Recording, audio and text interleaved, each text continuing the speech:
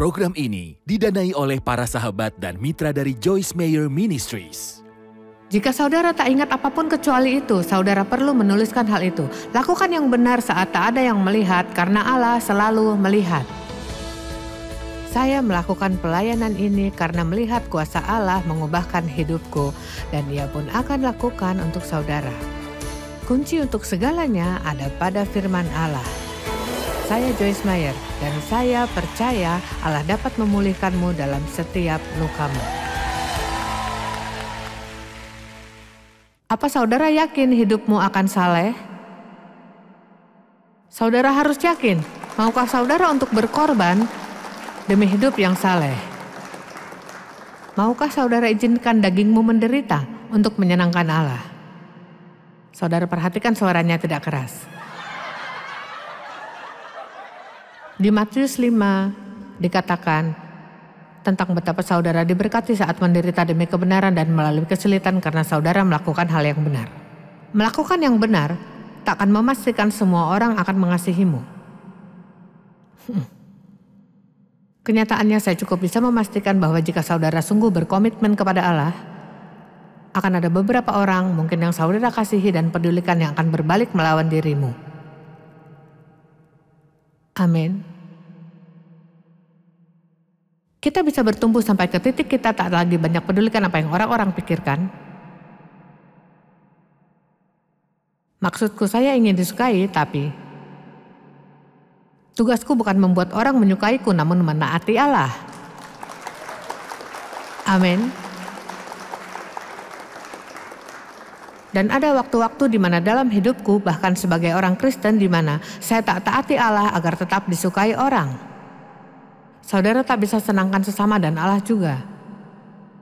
1 Korintus 4 ayat 3 dan 4. Kata Paulus, bagi saya pribadi sangatlah sedikit artinya jika saya diadili oleh kamu dalam hal ini, atau jika kamu atau pengadilan manusia manapun menyelidiki, mempertanyakan dan memeriksa saya dengan teliti. Saya bahkan tidak menghakimi dan mengadili diri saya sendiri. Wow, saya suka itu. Saya tak menyadari ada yang salah dengan diriku, katanya. Saya merasa tak bercela, namun ini pun tak membenarkan diriku di hadapan Allah. Sebab Tuhan sendiri yang menyelidiki dan menghakimiku. Allah hakimku, bukan orang lain.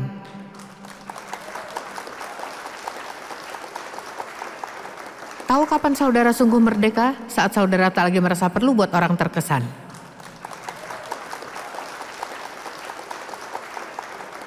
Ada keuntungan dalam melakukan yang benar.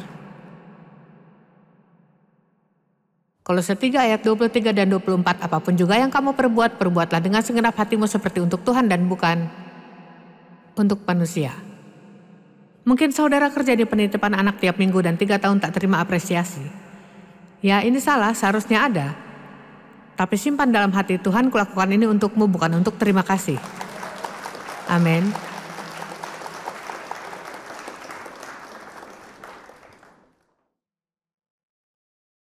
Saya terus melakukan hal-hal bagi Allah, saya tak melakukannya untuk alasan lain.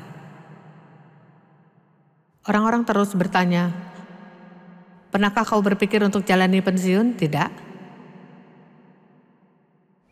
Kurasa saat aku mati, entahlah.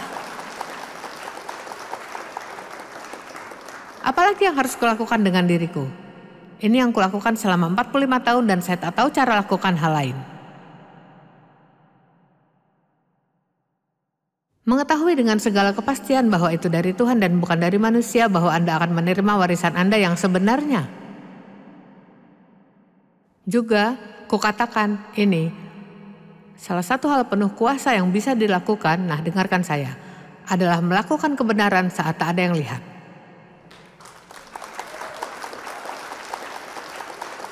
Jika saudara tak ingat apapun kecuali itu, saudara perlu menuliskan hal itu. Lakukan yang benar saat tak ada yang melihat, karena Allah selalu melihat. Dan inilah saat saudara tahu persis saudara tak melakukannya. Bagi manusia, atau tepukan tangan, atau bahkan merasa baik tentang dirimu. Jadikanlah Allah penonton hidupmu.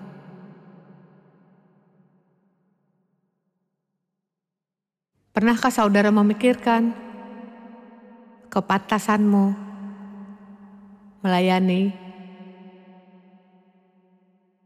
Banyak orang pikir mereka tak pantas. Ya, saudara akan menemukan bahwa banyak orang yang Allah pilih adalah yang hidupnya berantakan.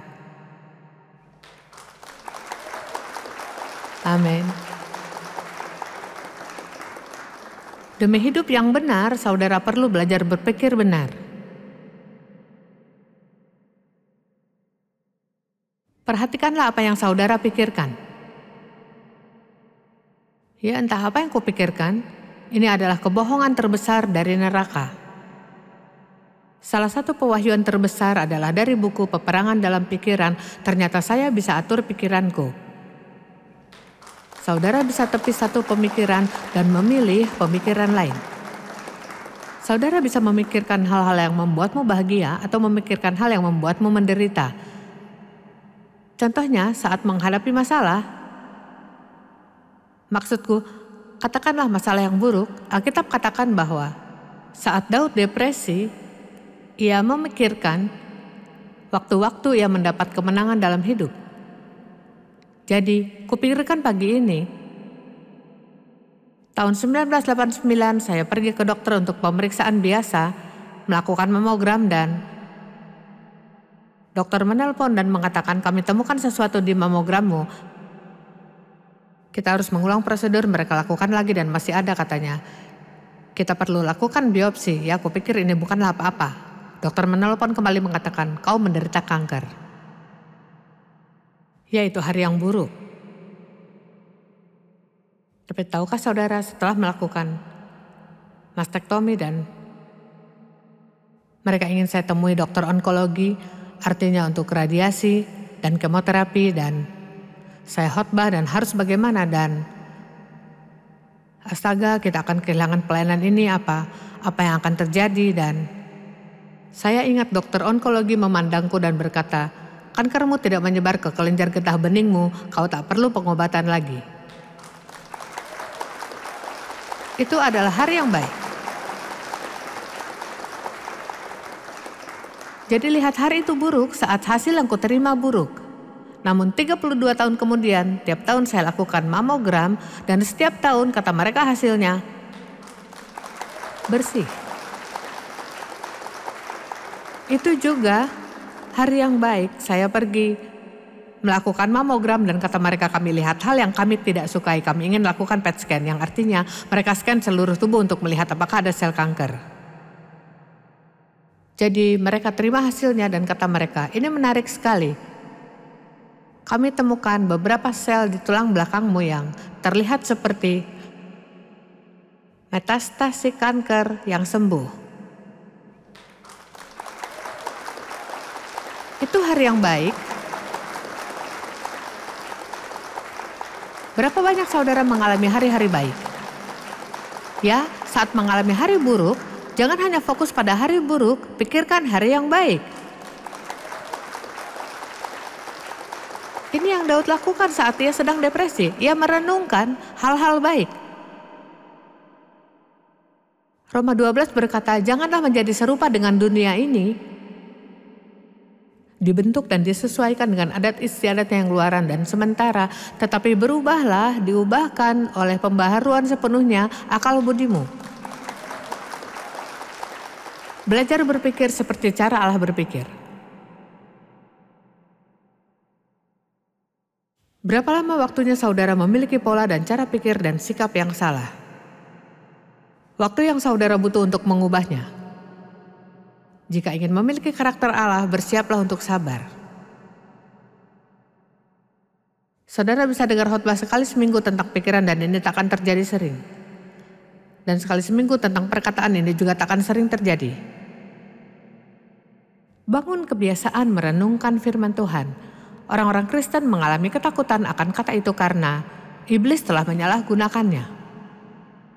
Dan meditasi, saudara sering mendengarnya dikaitkan dengan agama-agama timur dan hal-hal yang tidak benar, tapi ini ide asli Allah. Iblis tak pernah punya ide asli, ia hanya mencuri milik Allah dan memutarbalikannya.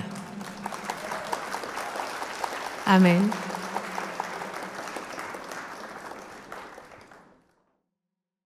Markus 4 ayat 24, ini baik jika kita mau melakukannya. Berhati-hatilah dengan yang kamu dengar. Ukuran, pemikiran, dan pembelajaran yang kamu berikan terhadap kebenaran yang kamu dengar akan menjadi ukuran, keutamaan, dan pengetahuan yang kembali kepadamu. Dan lebih selain itu akan diberikan kepada kamu yang mendengar. Saudara tahu apa artinya ini? Saudara bisa duduk di sini sepanjang akhir pekan dan jika keluar dari sini dan tak lagi memikirkan apapun yang kukatakan di sini,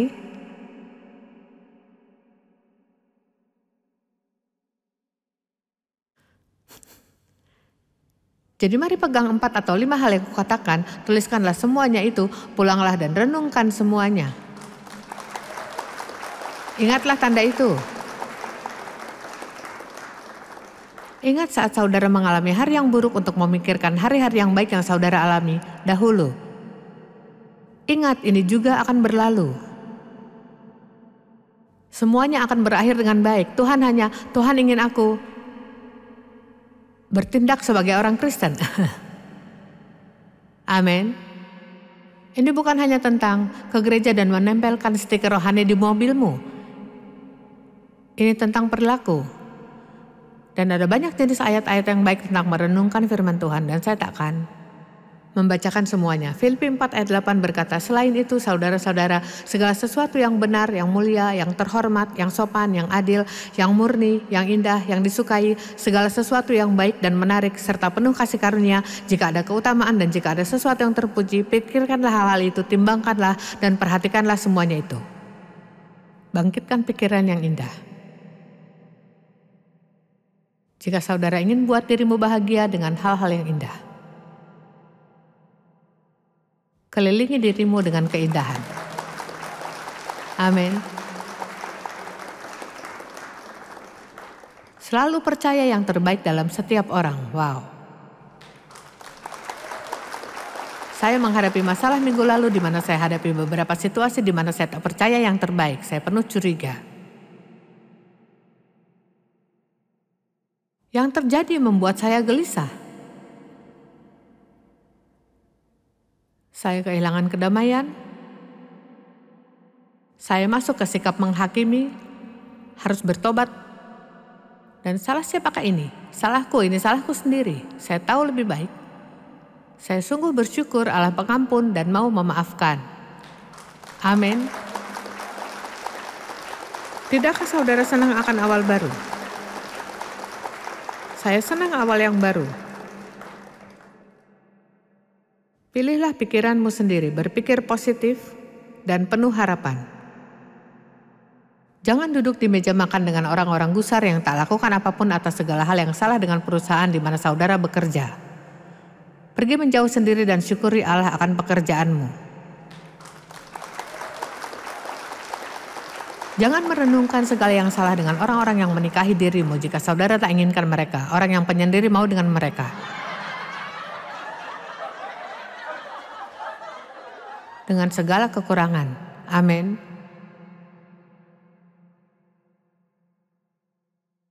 Lalu Mazmur 143 adalah di mana Daud depresi.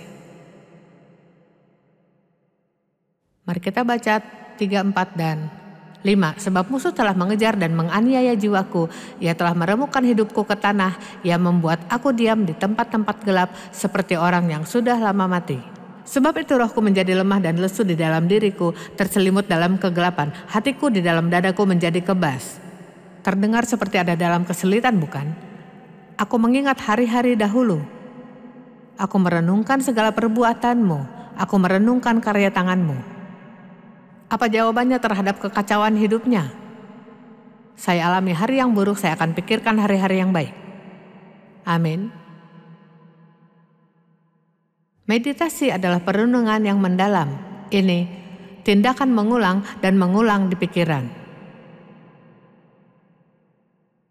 Luangkan sedikit waktu untuk, maksudku seringkali kupikirkan, 2 Korintus 5 ayat 21, dia yang tidak mengenal dosa telah menjadi dosa, agar kita dibenarkan oleh Allah dalam Kristus. Saya mengalami kesulitan memahami hal ini. Saya dapat informasi namun butuh pewahyuan. Saya membutuhkan pewahyuannya. Saya bicara sebelumnya tentang tak memikirkan terlalu tinggi tentang dirimu dari seharusnya dan saya mencari ayat ini tadi pagi jadi akan kubacakan. Saudara harus berhati-hati berpikir besar tentang dirimu lebih dari seharusnya. Minta Allah menolongmu memiliki pikiran yang rendah hati. Ini bukan artinya saudara berpikir buruk tentang dirimu. Karena engkau berkata ini, Wahyu 3 ayat 17, karena engkau berkata aku kaya dan aku telah memperkayakan diriku dan aku tidak kekurangan apa-apa. Dan karena engkau tidak tahu bahwa engkau melarat dan malang, miskin, buta, dan telanjang. Saudara ingin saya membacakannya lagi? Rasanya harus. Sebelumnya ia katakan lebih baik kau menjadi panas atau dingin. Jika kau suam-suam kuku, aku akan memuntahkanmu. Jadi beberapa saudara perlu meningkatkan semangat. Katamu aku kaya, aku berkelimpahan, aku telah kaya dan aku tak perlu apa-apa. Itu berbahaya. Dan kau tidak menyadari dan memahami bahwa kau melarat, malang, miskin, buta, dan telanjang.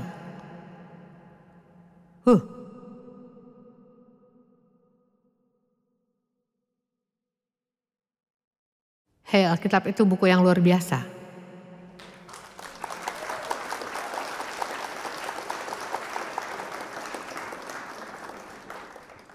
Saat saudara buat keputusan yang benar, bertahanlah saat panas mulai muncul. Saudara ingat anak muda di perapian, mereka masuk dan dipanaskan 7 kali lebih panas dari seharusnya. Saudara pikir sedang berbuat baik, iblis tak akan naikkan suhu panas? Ia bisa.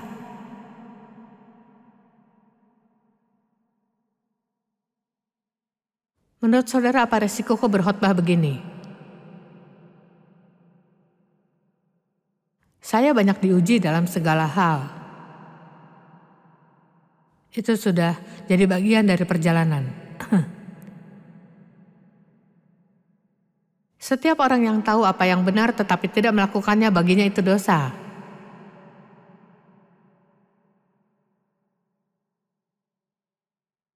Jangan hanya putuskan turun berat badan lalu berubah pikiran saat saudara lapar.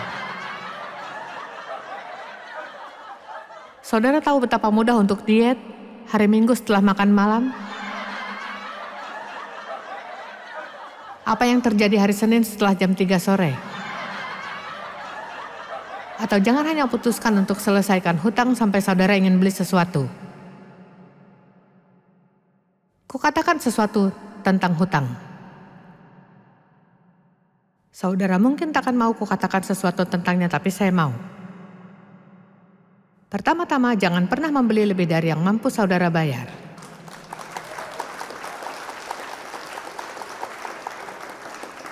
Alkitab berkata jika berhutang dan tak bisa membayarnya, ini kejahatan di mata Allah. Dan bayar tagihanmu tepat waktu, jangan terlambat. Dan jika saudara tenggelam di dalam hutang, maka habiskan 1-2 tahun berpuasa beli sesuatu.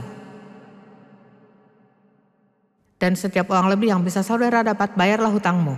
Tahukah saudara bahwa saudara bisa bebas hutang? Ayo, bisakah mempercayai hal ini? Saudara sungguh bisa bebas hutang.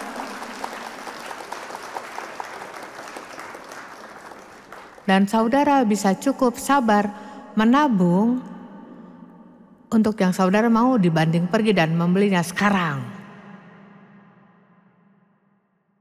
Saudara tahu bahwa pelayanan kami tidak punya dan tak pernah punya hutang.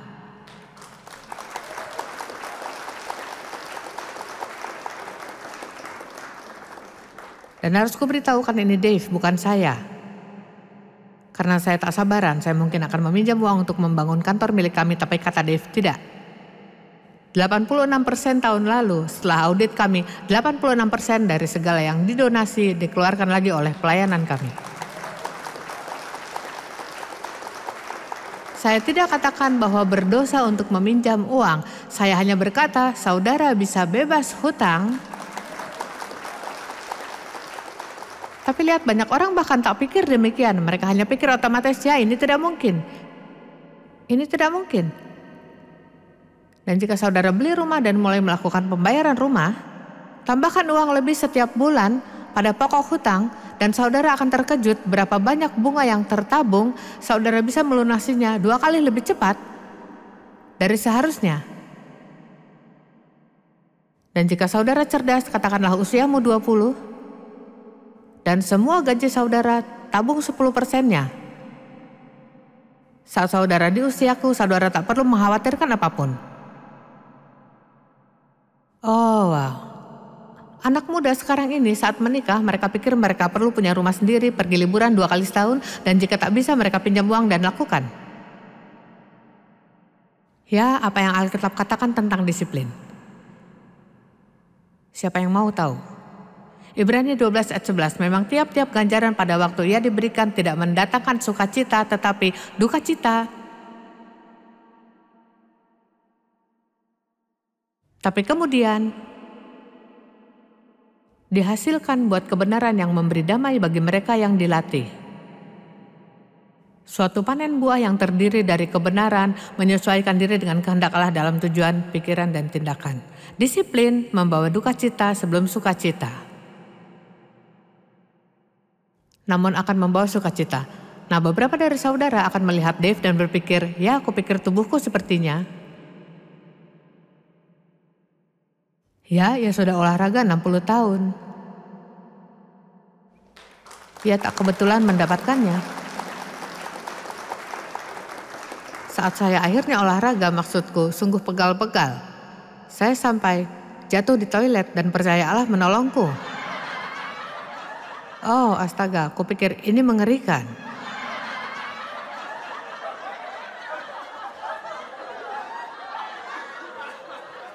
Memang buruk. Saya suka Ibrani 2, alihkan pandangan dari segala sesuatu yang akan mengalihkan perhatian kepada Yesus, yang adalah pengarang dan sumber kepercayaan kita, juga penyelesaiannya. Sekarang dengarkan ini. Yesus demi sukacita untuk memperoleh hadiah yang ditetapkan di hadapannya menanggung salib, mengabaikan dan tidak menghiraukan malu, dan sekarang duduk di sebelah kanan tahta Allah. Dikatakan ia menanggung salib karena sukacita yang ia tahu ada di seberangnya. Inilah yang kubicarakan hari ini. Saya berbicara tentang kerelaan untuk melalui hal yang buruk dan bertahan di dalamnya. Karena kemenangan dan sukacita yang saudara tahu akan dapatkan di sisi yang lain. Saudara tahu mengapa banyak orang Kristen tak bahagia? Karena mereka tak mau melakukannya. Dan mungkin tak pernah diajari melakukannya. Kuberitahukan akhir minggu ini bukan makanan penutup. Dan saya tak bicara tentang pergi mengambil biskuit, saya bicara tentang firman Tuhan, kita menyantap daging. Kata Paulus, kau tak bisa beri bayi daging.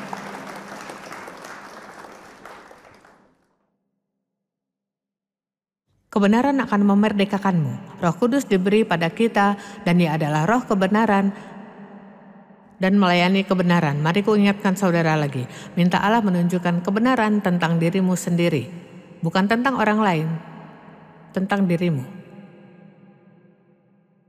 Firman Tuhan adalah kebenaran dan apapun yang tak setuju dengannya, salah. Alasan, berhenti beralasan, berhenti berusaha menyelesaikan segalanya dalam hidup. Renungkanlah firman Allah, jangan renungkan masalah hidupmu. Roma 8 ayat 6 berkata, karena keinginan daging adalah maut, tetapi keinginan roh adalah hidup. Bukan berpikir dengan pikiran Kristus yang saudara punya, omong-omong. 1 Korintus 2 ayat 16 berkata, kau memiliki pikiran Kristus. Dan ini membawa kematian, pikiran kedagingan membawa kematian, dan bukan artinya saudara tidak bernafas, tapi semua kesulitan dimulai dari dosa. Namun jadilah pelaku firman, taati pesannya. Bukan hanya dengar, jangan buat alasan untuk perbuatanmu yang salah. Adam dan Hawa berdosa, wah semua orang disalahkan. Adam bahkan menyalahkan Allah, katanya wanita yang kau berikan padaku. Dan Hawa menyalahkan iblis, salah sang iblis yang menggoda diriku. Ya, saat Allah mengunjungi mereka, mereka bertiga bermasalah. Begitu banyak orang beralasan tak melayani Allah. Salah satu kisah favoritku di Alkitab, dan maaf jika saudara sudah mendengarnya, saudara hanya harus bertahan dengannya lagi, adalah Yohanes 5.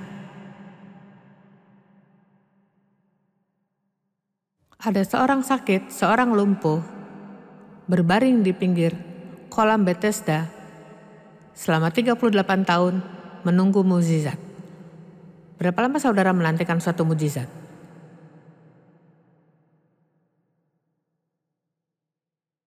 Ada kolam ini di sana, dan sekali setahun seorang malaikat akan datang dan menggoncang airnya, dan siapa yang masuk lebih dahulu disembuhkan.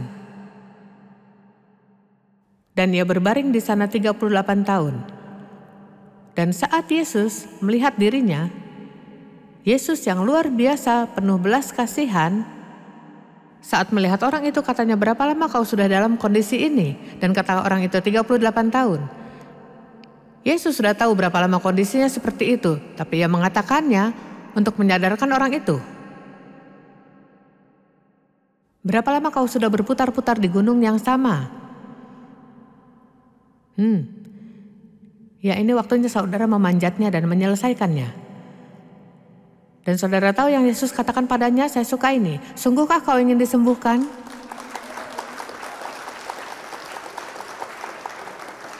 Jadi, bisakah aku katakan ini padamu hari ini? Maukah hatimu yang hancur dipulihkan? Sungguhkah saudara berhenti mengkhawatirkan segala sesuatu? Sungguhkah saudara ingin Allah memakaimu?